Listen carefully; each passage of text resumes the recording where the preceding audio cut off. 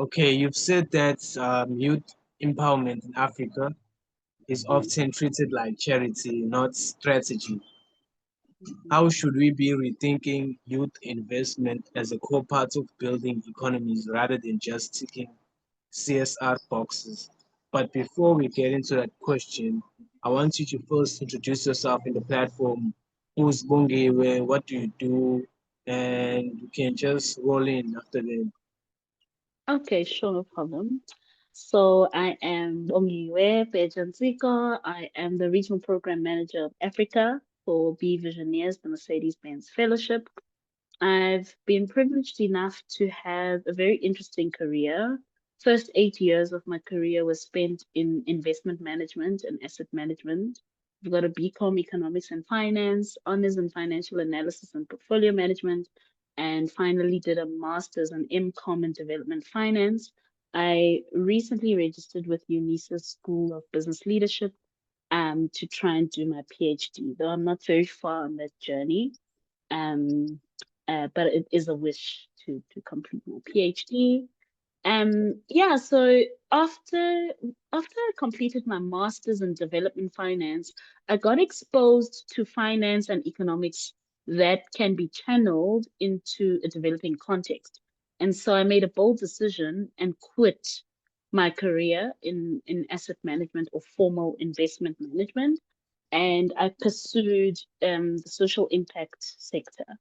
And one of the first roles I got is with Silulo Luto Technologies as their general manager, overseeing 46 branches across the country in helping rural and township economy bridge the digital gap.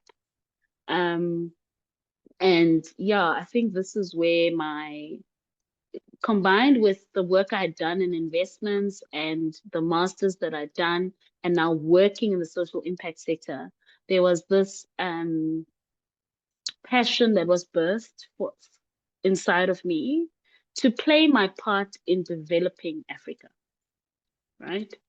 And so, like you rightfully say, this thing of looking at youth or youth in Africa, or even Africa as a continent, as a place of charity, or having a pity party about the issues that we face in Africa, which are real. It's not that they're not there. And just to give some insights on those, there's a metric in economics that we call the Gini coefficient, right? And all that is, it's a number that measures the gap between the rich and poor. And South Africa's got the worst Gini coefficient in the world. Um, and if you look at the top 10 countries in terms of a poverty and equality index, 6 out of the top 10 are from Africa. So yes, we do have poverty issues here and there, corruption, crime. We even have things like when I worked at Silulo, I got to learn about internet inequality when I traveled to China at the Summer Davos meeting with the World Economic Forum, because I'm also part of the Global Shapers community. And I'm now an alumni member, but back then I was curator of the Cape Town Hub. And but having said all that, I look into the eyes of my children and think if they continue to live in an Africa that's known for poverty, for unemployment, for crime, for corruption, then I'm not happy. I need to play my part today in developing the continent so that I dare to believe that it's my generation that will live to see Africa developed, such that my children and my children's children live in a rich Africa, an Africa that's known for its resources, for its innovation, for the fact that we've got a youth bulge. We've got the youngest median age, right? Um, and so we can no longer look at youth as the leaders of tomorrow, but rather the leaders of today. If you do not invest in African youth today, you are asking for trouble because that's the majority of the population uh, right now. And then yeah, you started Transire Consulting, which happy to understand the role that you play in this organization and stuff like that. So I just want you to touch on that desire. What inspired you to create Transire Consulting? What is Transire Consulting, and how is it Mm. shaping the or helping the youth in Africa today? And what does Transire Consulting does basically in youth Yeah. empowerment and stuff like that? Yeah. Sure. Okay. So Transire, after I quit investments and I started social impact, I realized that there's actually a marriage between the two worlds. Um, and Transire was born in 2016/2017 as an idea in 2016 and registered in 2017. Um, and what was laid on my heart is to be the consultant of choice in Africa to transition business ideas into reality.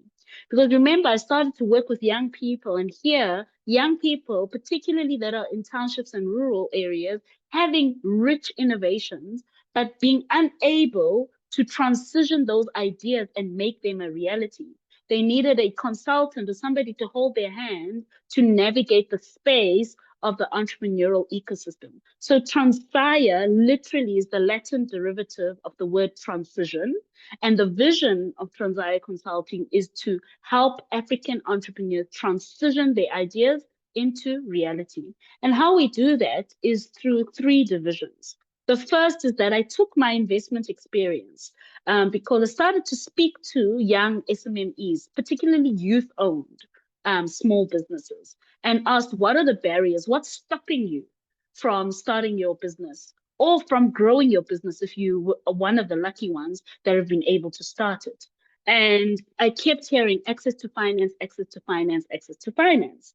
And remember, I worked in the investment industry and kind of know what investors look for when they want to invest in an SME. And so Transire's first division is the grant and proposal writing specialists division, where we help small businesses source grants, write proposals, and help them throughout the funding continuum. We call it the grant funding specialist team, but in all honesty, we look at all sorts of funding: grants, loans, equity, private equity, venture capital throughout the entire continuum, depending on where the SME is. And then a few years into doing that, which we did with great success, a few years into doing that, we also realized that you could write the best proposal and pitch to an investor and lose because of compliance. If your compliance and governance is not in order, your financial proposal can be thrown out. No one is going to back an entity that doesn't take the time to put governance in place. So something as small as you submit you go through a procurement process and you submit a proposal, but you forgot to check your BE affidavit and it's expired. What does that communicate to the investor? It says that if you don't care to take care of your compliance, how will you care to take care of the money that I want to give you? And so the second division was born at Transire, our compliance division, where we help small businesses with all things compliance: CIPC, SARS, monthly management accounts, accounting, and all that aspect, as well as governance considerations, having an advisory board, making sure that there's a healthy relationship between an executive team of an SMME and their board, if they have one in place, or help them institute one in place.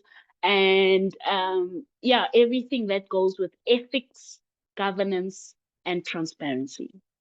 Then the final division was launched when I became a Growth Wheel certified business advisor. Um, and we have what we call our advisory part, right, of the business. I will be honest with you, the advisory part of the business was really gained traction during COVID. Because what happened in the entrepreneurship ecosystem is that we went into lockdown and a lot of small businesses did not have a digital strategy, right? They knew how to do business in person. And now we were shut down, locked down, we were in our homes, and now your business can't operate. And so they were looking for business advice and business advisors to help have consultation sessions online to strategize on their digital strategy, on how to grow their business and things like that. And so we did have traction during COVID.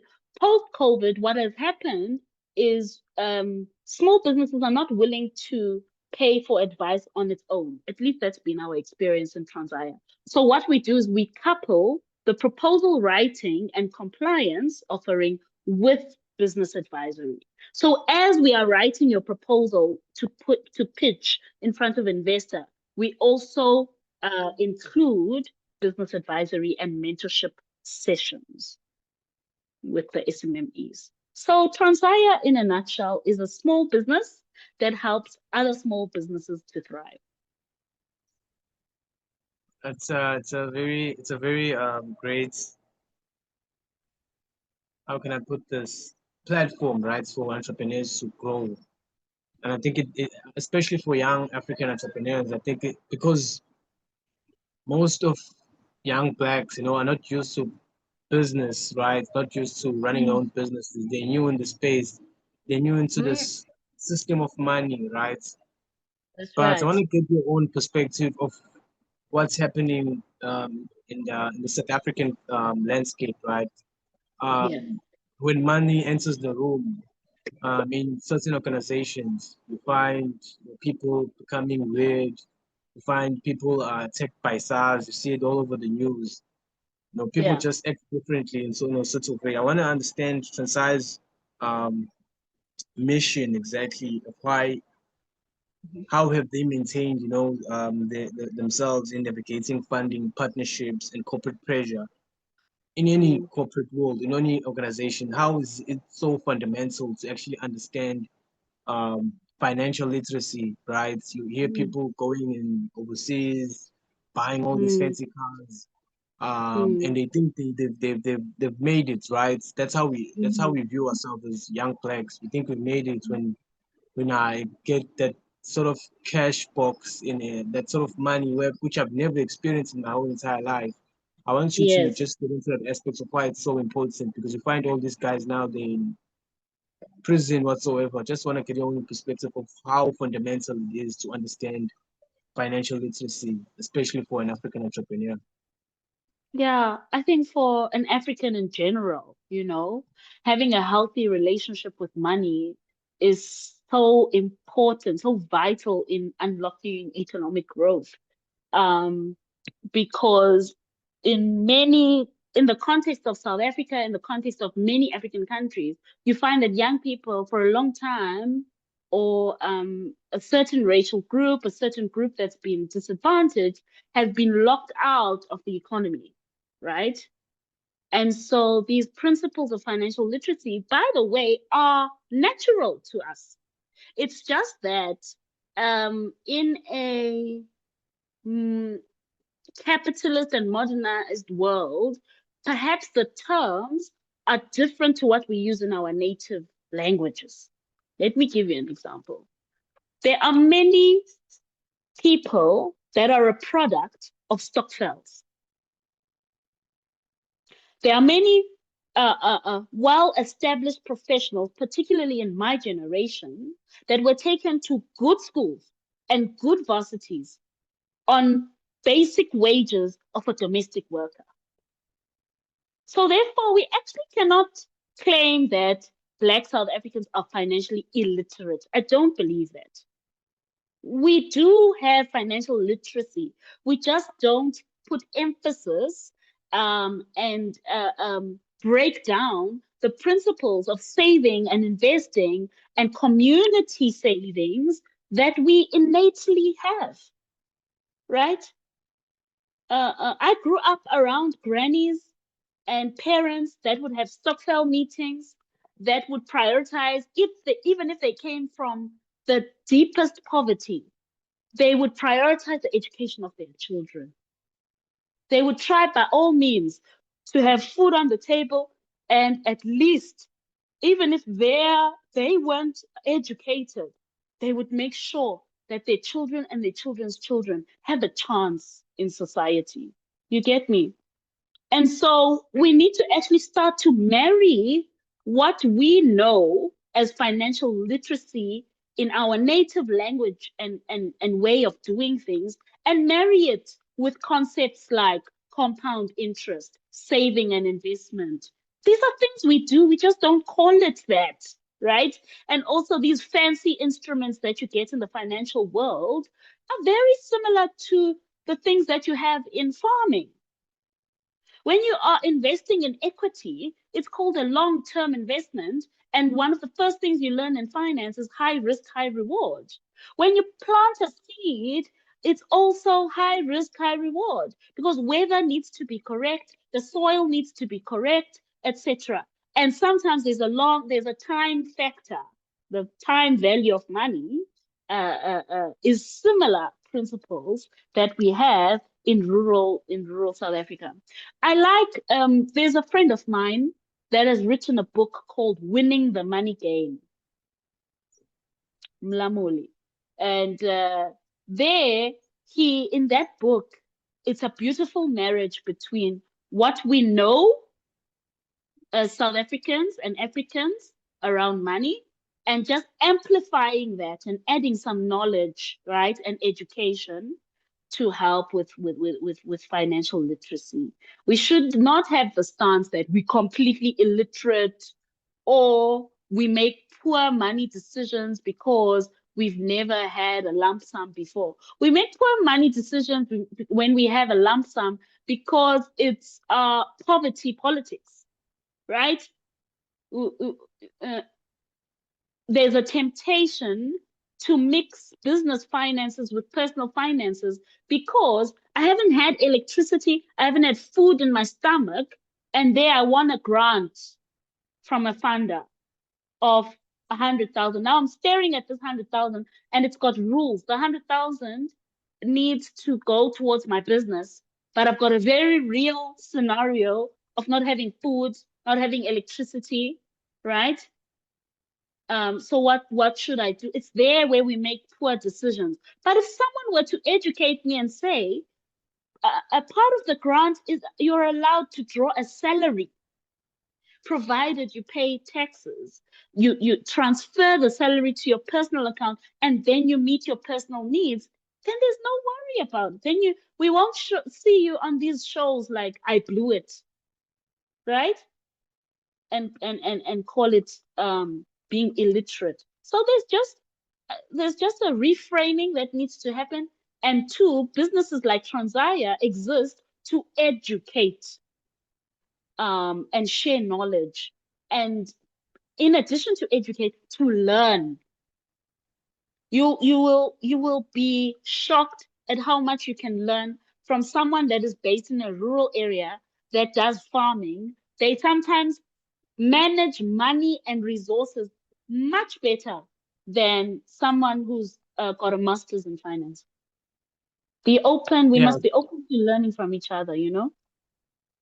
yeah, sure. I think we all have something. I think Miyamoto Musashi has this great quotes in Principle 4 in the book of Five Rings. He says, you must think lightly about yourself and deeply about the world. So you have 1% of the knowledge, 99% is out there. So I totally get you on that aspect. Yeah. Um, so I want to get into transformation, essay transformation. Mm-hmm. Um, we keep hearing a lot about that in the news, etc. Mm-hmm. Yet the majority of those, holding economic power, or shall I say, resources, right, in power of many industries, whether it's mines, etc. It's white male slash elites Mm-hmm. and few black leaders in those industries, right? Mm-hmm. I want to ask, do you believe true transformation is actually possible under current systems we're in terms of the constitutional laws we have, um, Mm-hmm. in terms of um, how we're actually running this country, how they're actually mm, running this country, of how we actually led as people, right? We have these public servants slash mhm, politicians. We mm, think that they are our leaders, but they're not our leaders. They're public servants. They're people who are actually working for mm, us. mhm, Um, or do we actually need something more radical to happen? mhm, Yeah, just want to hear your thoughts on that aspect of how we actually facing this huge unemployment rates for so long. mm, Yes, we keep hearing about transformation. This is going to happen from this person. This is going to happen from this person. Is there change that's going to happen? Or I want to hear your mm, thoughts on that aspect specifically about transformation and about people in power. How they're mm, running this country. Are they running this country well, or mm, mm. Mm. I believe in a concept called responsible and active citizenship. Hmm? What does that mean? It means that I've got no right to complain about country leaders if I myself am not engaged, right, with what's happening in my country. I've got to be a responsible and active citizen and find my voice, right? We have young people, a high number of young people that don't vote, right? Yet then we engage on topics of transformation. Do we have what it takes? We've got to find our voice first and do what our part. So I'm more obsessed about keeping myself accountable than I am at looking at whether the country has what it takes, etc. You get what I mean? I'm not too, I guess I'm not politically inclined. I'm not knowledgeable about that space, but um, but what I've enjoyed seeing is some of the policies. We've got one of the best constitutions in the world. We are often front leaders as a country, particularly even on the continent, on policies that we write. Whether we implement those policies correctly is another thing, and whether there's enough accountability around guardrails on corruption, whistleblowing, and that is also another debate. But I feel like if I, as an active and responsible citizen, am obsessed about playing my part in transforming just my immediate surrounding and my community, give you an example. I'm running a company in South Africa. I make it a point that when I need to hire somebody, when there's a vacancy at Transire, I prioritize youth. I hire Black, young, unemployed people. That's the role I'm playing in transforming my own company. You get me? And I think if we were to all individually adopt that attitude of transformation in our own community, it would eventually transform our country. It would transform our continent. You see? The concept of having a responsibility to play your part makes this debate a lot easier. You can then start to have conversations with government, with people in power around what it is that they're doing, because you yourself are doing something to change your immediate surroundings. I appreciate that it's an important topic, but um I'm not knowledgeable, nor am I politically inclined. sure, sure. I am more of a Uh, social, yeah, I'm more of a social enterprise owner that that believes in transformation at a grassroots level, if that makes any yeah, sense. yeah, yeah. I wanna get into your journey, right? Because you're talking about Bongiwe, at the same time. Um, why did you leave accounting? I know you studying, or also currently studying again. Why did you stop accounting and ventured into entrepreneurship? I want to get into your Mm. livelihood. Why you stopped? Wow. Um, Yeah. Why I quit investments and went into the social impact space, right? Um, well, funny enough, quitting the sector doesn't mean that I don't use investment principles in my day to day. They still apply, even in the social impact space. So the two worlds are somewhat connected. But the real reason why is linked to my upbringing. My mom and dad are medical doctors, and they are priests of a church in a small, when we were growing up in a small town called Mthatha. And then at some point in my mom's journey, she pursued entrepreneurship and opened a restaurant and a chain of stores in Mthatha, where we had a bakery and a catering business. And so that meant as a young child, I would sit at the reception during holidays of the surgery and help with the admin aspect. I would take orders at the store. Where I learned Excel is my mom and dad's businesses. That's where I was exposed to financial principles.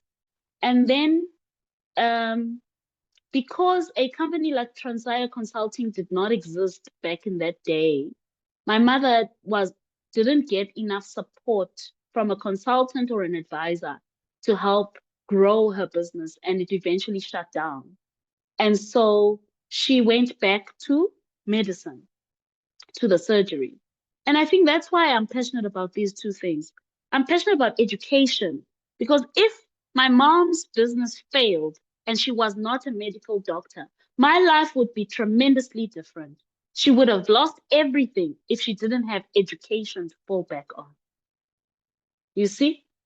And then there is a wish in me to pursue the entrepreneurial journey that she started because I feel like had she not shut the business down, I could have been a trust fund baby that has, a family business to walk into. It's all sorted.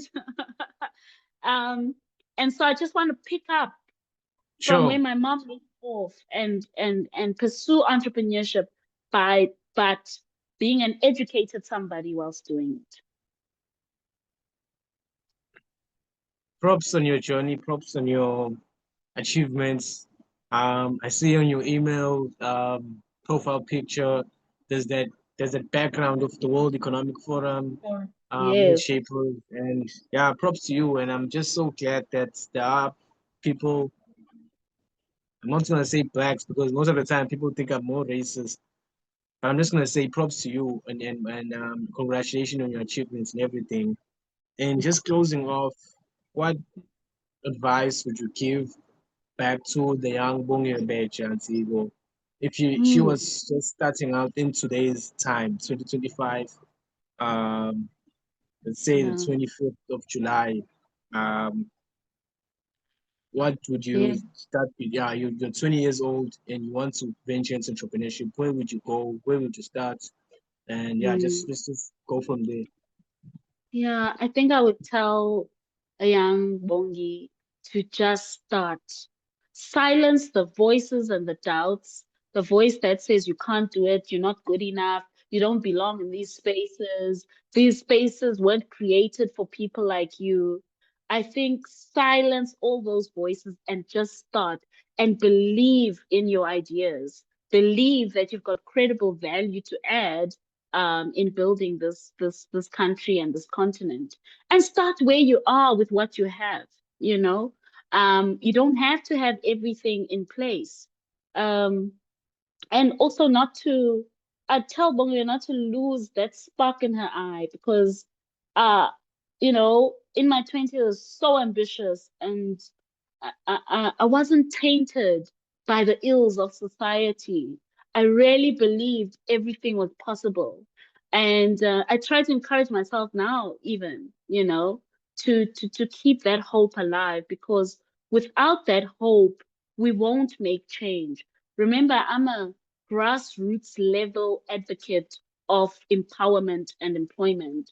And um, That means that you have to face unemployment in the eye, face crime in the eye, face poverty in the eye, and say that it stops with me. I will be an ethical leader. I will do what I can with what I have to make a change in my immediate community. And in doing so, scale those efforts. I never knew, Langelihle, that one day I'll be working for a nonprofit in Germany that is backed by Mercedes-Benz and have the privilege to assist year on year a cohort of fellows in East Africa and South Africa start their businesses in the green economy. Had I not made the decision to quit investments and play my part, I don't think I'd be where I am today. It started with just a desire to transition business ideas into reality, a desire to play my part in making Africa develop. And when I look back, that's exactly what I'm doing. My path has somehow guided me and enabled me to be a voice and a leader in Africa. And so sometimes that's all you need. The last thing I would say maybe is that passion points to purpose. Discover what you're passionate about and do that. Find a way to make your daily living through that which you are passionate about because you won't feel like you're working. Instead, you'll be aligned to your purpose and you can get to do really radically beautiful work like I've had the privilege to do. I think that I was born to be an advocate for young people in my continent, and I hope to keep making an incredible difference on my continent. Thank you so much. It's been lovely having Bongiwe Beja-Ntsiko on the platform, and it's been an honor and a privilege to interview you today. Thank you. Thank you very much, and all the best with your platform. Really love the work you're doing. You have my full support.